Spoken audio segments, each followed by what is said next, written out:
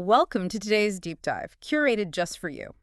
So I want you to picture the back of your TV right now. It's probably a total mess of dusty HDMI cables, right? Oh, yeah, an absolute rat's nest for most of us. Right. But it's a simple closed loop, one device, one screen. But today we're looking at what happens when you need to plug in not one screen, but like 160 of them perfectly synced. Which is a whole different ballgame. Yeah, exactly.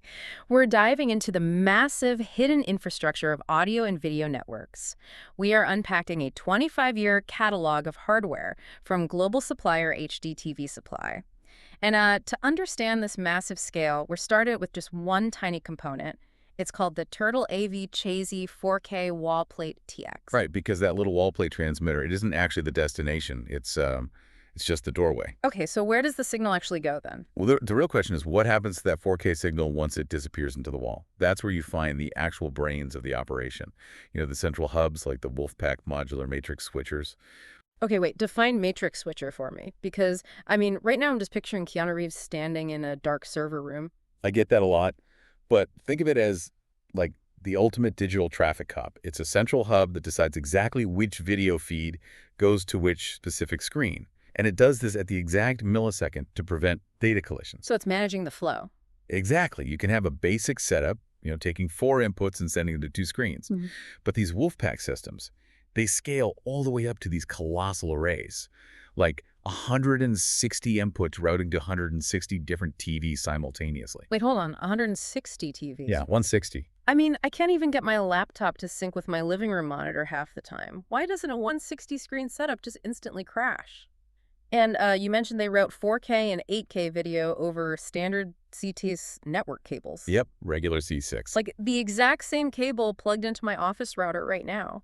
How is a basic internet cable handling uncompressed 8K video without just, completely lagging out? Well, that's kind of the secret sauce of these switchers. They don't just blindly push raw, massive data files through a tiny pipe. Okay. They actively manage and compress the signal utilizing AV over IP technology, basically turning heavy video streams into, streamlined data packets. Yeah. The matrix switcher packages the signal so efficiently that a standard CC6 cable can easily handle the load. Wow. So this isn't just plugging a DVD player into a TV. This is like building a highly efficient digital nervous system for an entire building. That's a great way to put it, yeah. But who exactly needs to perfectly sync 160 TVs at once? Let's look at 2 wildly different environments. First, picture, a massive mega sports bar. Sure, yeah. They use specialized versions of these matrix switchers that actually have built-in DirecTV apps. So instead of scrambling for dozens of remote controls, the bar staff controls the entire building's audio and video from a single custom tablet interface. So the Wolfpad thing from the Sources. Exactly, the Wolfpad. Okay, well, that makes total sense for a sports bar. But I'm looking at these vendor details, and HDTVSupply isn't just outfitting local pubs. They're heavily involved with federal agencies, too. So are you telling me that NASA and my local sports bar are ordering from the exact same catalog? They absolutely are. It sounds crazy, but yeah. That is wild. Though, the government isn't just buying off-the-shelf equipment blindly. They rely on hardware that meets incredibly strict security standards. Right, obviously. We're talking about products that are TAA approved, which means they meet strict trade agreement requirements for federal use. And they are sold through secure federal procurement channels. Like the GSA schedule stuff. Exactly. And even NASA's own highly regulated purchasing programs.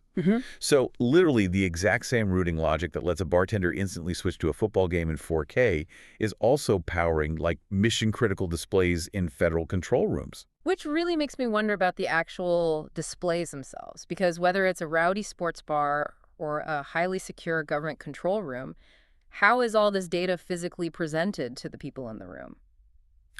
To handle that end of things, they use video wall processors. Okay. These devices allow for intense picture-in-picture capabilities, and they can stitch screens together in physical configurations ranging from, a simple 2-screen split all the way up to 10 screens lined up side by side. To create one massive, seamless image? Exactly. But here's my issue with that. You've got this enormous ecosystem of partner brands supporting this hardware, right? Like Barco, Bose, Cisco, Canon. Oh, yeah, tons of them. And I know from experience that tech brands absolutely hate talking to each other. So with so many distinct proprietary brands and complex video wall configurations, how does this not immediately turn into just an incompatible tech nightmare for the end user? Think of the matrix switcher as like the ultimate UN interpreter. You might have a Barco display speaking French, a Cisco camera speaking Japanese, and a Bose audio system speaking German. And if they try to talk directly, it's just chaos. Pure chaos. But the matrix takes all those proprietary brand-specific inputs, strips away the friction, and essentially translates them into a single standardized digital language. Oh, I see. Yeah, it forces all these different pieces of hardware to cooperate before the signal ever even hits the CT6 cable. So by converting everything into one universal language right at the source, it prevents the video wall from turning into a glitchy mess. Precisely. That is fascinating. We really started this deep dive by zooming in on a single tiny 4K wall plate and zoomed all the way out to uncover these invisible digital traffic cops that are powering everything from 160-screen entertainment venues to federal agencies. It really changes how you view a room once you know it's there. I mean, Right. the most impressive technology is often the infrastructure we are specifically designed never to look at. So true. So the next time you walk into a sprawling sports bar or an airport terminal or a massive lobby, don't just stare at the dozens of perfectly synced screens. I want you to look at the walls and ask yourself, where's the hidden matrix router making all that magic happen?